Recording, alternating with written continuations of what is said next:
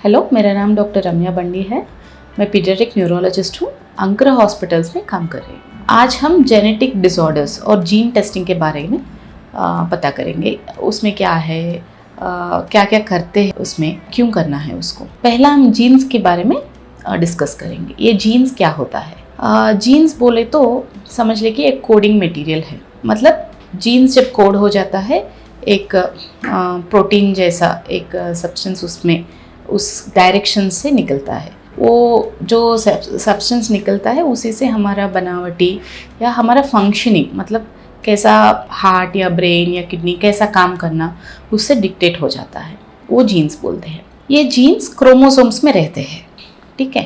Human body में each cell में 23 pair of chromosomes रहते हैं। उसमें 22 मामूली क्रोमोसोम्स है और बॉय है तो 23rd XY होता है या गर्ल है तो 23rd क्रोमोसोम XX होता है। वो क्रोमोसोम्स में जीन्स होते हैं। हमेशा पेयर्स में रहता है। मतलब फर्स्ट क्रोमोसोम बोले तो 2 होते हैं, उसमें सेकंड क्रोमोसोम में भी 2 होते हैं, ऐसा। सो एक आधा हमारे पेरेंट्स मदर से आएगा और एक आधा फादर से आएगा। ऐसा मिलके 23 पेयर्स हो जाता है। सो ये जीन्स में कोई एक ज़्यादा हो गया, एक मिसिंग है, वैसा है तो उसकी वजह से जो कंडीशन आते हैं, जो उसकी वजह से जो सिम्टम्स होता है, उसको जेनेटिक डिसीज बोलते हैं। हम हर एक प्रॉब्लम हमको बच्चे को जो आते हैं वो बाहर से आने का ज़रूरत नहीं है। मतलब इन्फेक्शन से ही आना है, वैसा नहीं है। कुछ कंडीशंस अंदर से भी आ सकते हैं, उसको ही हम जेनेटिक, मतलब जीन्स का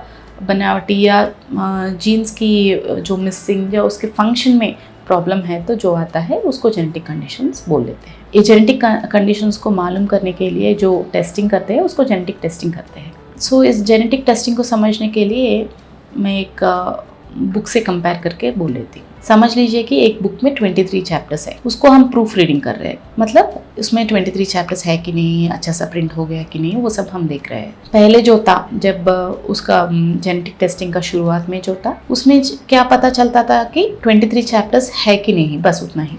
और उसके आगे पता नहीं चलता था कि क्या है उसमें, अंदर कुछ प्रिंटिंग अच्छा नहीं है, क्या है। सो बाद में जो आ गया उसमें क्या हो गया, सब चैप्टर्स भी हमको दिखाने लगे। मतलब वो छोटा छोटा चैप्टर्स अच्छा सा प्रिंट हो गया कि नहीं एक चैप्टर के अंदर, वो हमें मालूम पड़ा। अभी कैसा है, एक सेंटेंस जो होता है ना, उसमें सब लफ्ज़ों को हम पढ़ सकते हैं। मतलब ये है, एक एक शब्द को भी हम पढ़ सकते हैं। ऐसा तक हम पहुँचे हैं। उसको जीन सीक्वेंसिंग कहते हैं। सो ये जीन सीक्वेंसिंग एक जीन को कर सकते हैं या हमारे जो इम्पोर्टेंट जीन्स है उसको भी कर सकते हैं, पूरा का पूरा भी कर सकते हैं। ऐसा तक आ गया हमारा जेनेटिक टेस्टिंग। जेनेटिक टेस्टिंग कैसे करते हैं? हम मामूली ब्लड टेस्ट जैसा करते हैं वैसा ही ब्लड को निकाल के ह्यूमन डीएनए को एक्सट्रैक्ट करके उसमें करते हैं। ये ब्लड निकलने के बाद, वो डीएनए एक्सट्रैक्ट होने के बाद एक मशीन में जाता है और मशीन का रिजल्ट आता है। जो बायो इन्फॉर्मेटिक्स टीम होते हैं वो डॉक्टर्स उनको एक एक जीन को देख के कंडीशन के मैच हो रहा है कि नहीं देख के उसका रिपोर्ट देते हैं। मामूली बात नहीं है कि ऐसा ही जेनेटिक टेस्ट कर रहे हैं, ऐसा जेनेटिक टेस्ट ऑर्डर कीजिए, ऐसा नहीं। हम कभी भी वो टेस्टिंग होने के बाद टेस्ट का रिजल्ट जो आता है, बच्चे में कंडीशन क्या है उसको हमेशा मैच करके देखना है। वो बहुत इम्पोर्टेंट है, क्योंकि किसी में एक जीन या 2 जीन डिटेक्ट होता है कि जिनका सिम्टम्स कुछ भी नहीं है बच्चे में, उसको हम नहीं लेना है। मतलब एक टेस्ट रिपोर्ट को एक्सेप्ट करना है या रिजेक्ट करना है क्लिनिशियन की हिसाब से या वो चाइल्ड की कंडीशन के हिसाब से डिपेंड हो जाता है। इसलिए बहुत केयरफुली इसको एनालाइज करना है और ऐसा कि कैजुअली उसको ऑर्डर नहीं करने का। और ये करने का क्या है फ़ायदा?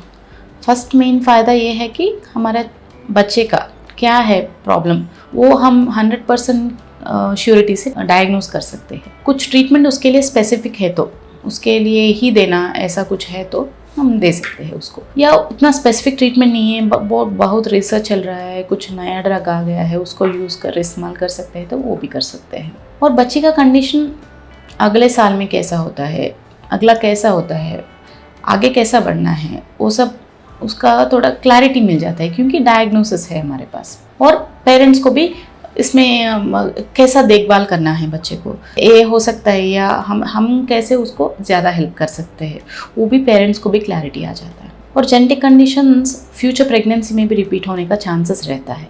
मतलब फ्यूचर प्रेगनेंसीज में ये नहीं आने के लिए हम थोड़ा टेस्टिंग करके वो हम डायरेक्ट कर सकते हैं। वो मेन है, इसमें एक इम्पॉर्टेंट फ़ायदा है इस जेनेटिक टेस्टिंग करने का। और कुछ डाउट्स है तो हमको कांटेक्ट कर सकते हैं। धन्यवाद।